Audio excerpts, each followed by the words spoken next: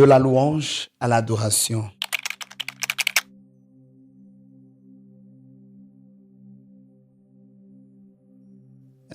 6 ans depuis qu'il a été lancé sur le marché, depuis 2019, par la grâce de Dieu, et le vernissage a eu lieu à Lubumbashi, à la Salle Horizon. On a eu aussi un événement à Kinshasa chez l'apôtre Lévin Kongolo, récemment à Lubumbashi, à Son of God, chez mon frère, le prophète Chris McLean.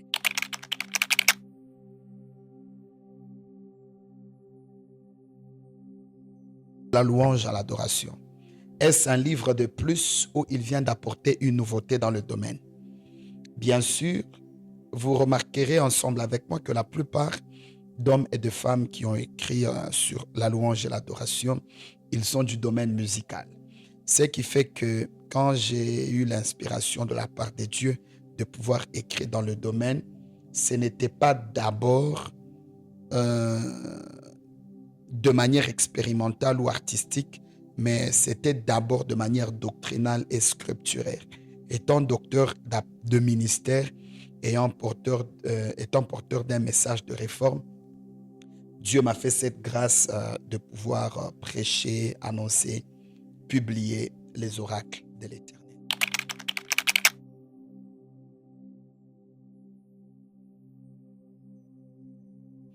De la louange à l'adoration est un livre qui vient apporter de la lumière aux enfants de Dieu sur la louange et l'adoration, sachant que ce sont les deux activités qui vont nous accompagner jusque dans l'éternité. Il y a beaucoup de choses que nous faisons dans l'église, prêcher, il y a beaucoup de choses que nous faisons qui dans le temps vont cesser. Mais la louange et l'adoration, ce sont les deux compagnons qui vont nous accompagner, les deux compagnons du chrétien, bien sûr, qui vont être avec nous jusque dans l'éternité.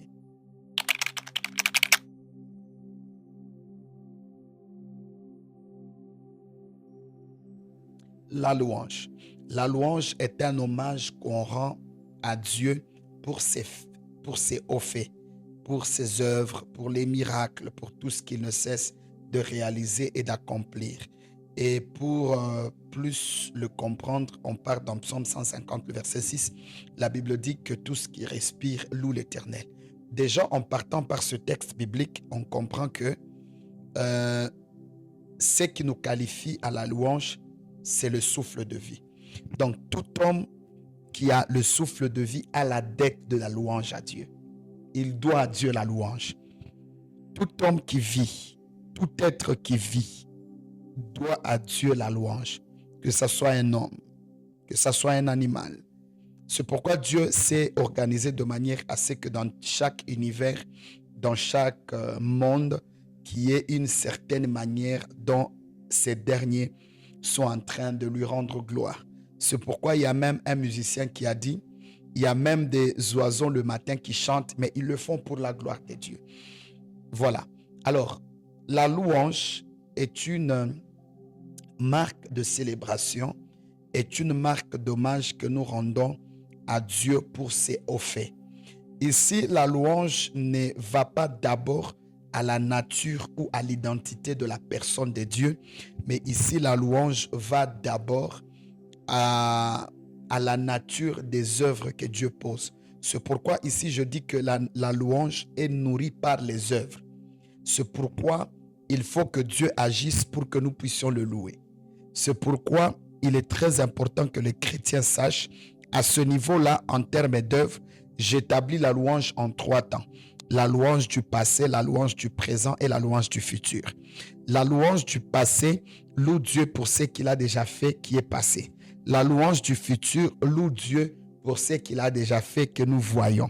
Et la louange du présent plutôt loue Dieu pour les choses qu'il fait présent que nous voyons.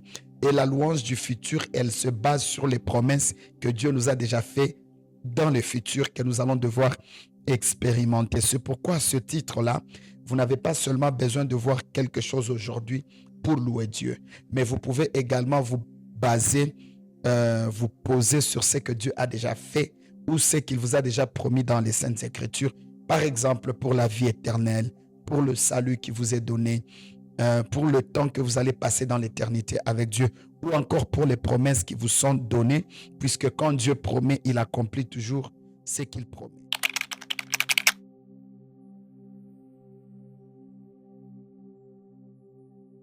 L'adoration est également un hommage sacré que l'on rend à une divinité. Ce qui fait que partout où on parle de l'adoration, il y a directement l'image ou la reconnaissance d'une divinité. On ne peut pas parler de l'adoration sans qu'il y ait l'existence d'une divinité. C'est pourquoi le mot idolâtrie n'est pas attaché à la louange. Le mot idolâtrie est attaché beaucoup plus à l'adoration. Pourquoi?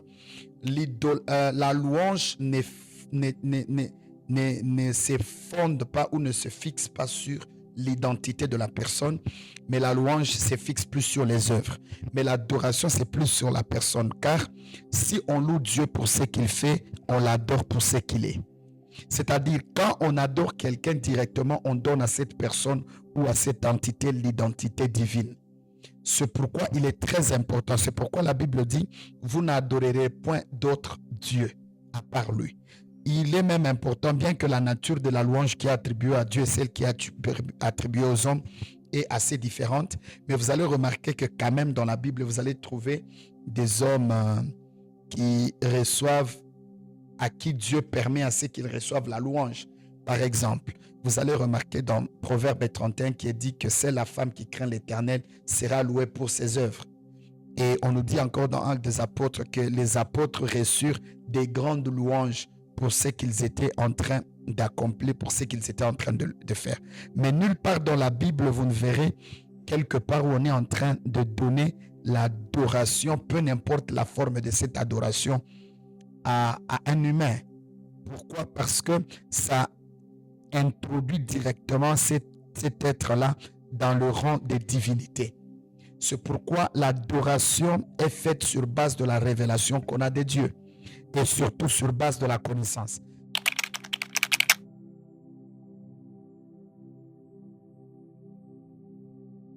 Dans le livre de la louange à l'adoration, vous allez devoir découvrir plusieurs réalités, plusieurs vérités et plusieurs découvertes en ce qui concerne la louange et l'adoration, parmi lesquels je vous donne peut-être un ou deux secrets.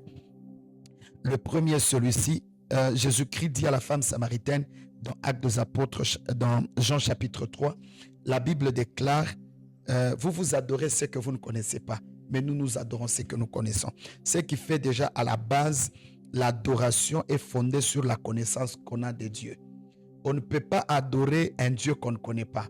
Parce que si on doit dire que adorer Dieu, c'est dire ce qu'il est. Comment dire ce que Dieu est si on ne le connaît pas d'office? C'est pourquoi il est très important que nous puissions comprendre cet aspect des choses. L'adoration reconnaît ce que Dieu fait. Plutôt la louange reconnaît ce que Dieu fait. Mais l'adoration reçoit la révélation de Dieu. Nous avons besoin de connaître Dieu. C'est pourquoi, dis-moi, montre-moi comment tu adores, je te dirai à quel niveau tu es dans la connaissance de Dieu. Parce que ta façon d'adorer sera limitée et déterminée par la connaissance que tu as de ton Dieu. Plus tu connais Dieu, plus tu auras d'options pour adorer.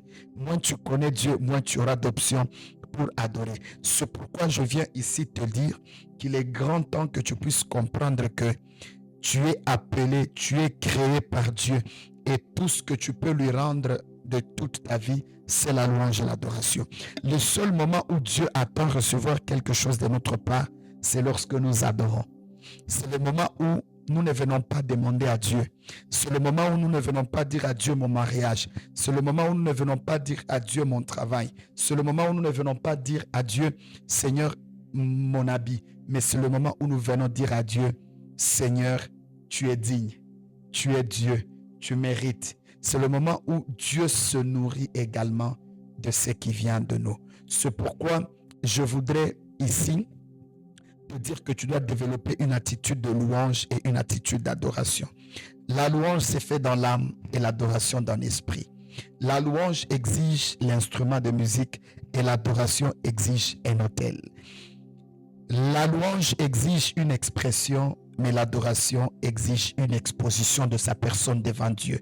Voilà pourquoi on dit que l'adoration, c'est tout un mode de vie.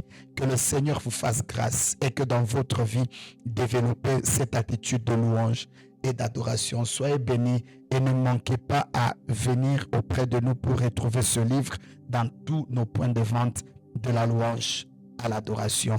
Que Dieu vous bénisse abondamment. Soyez bénis.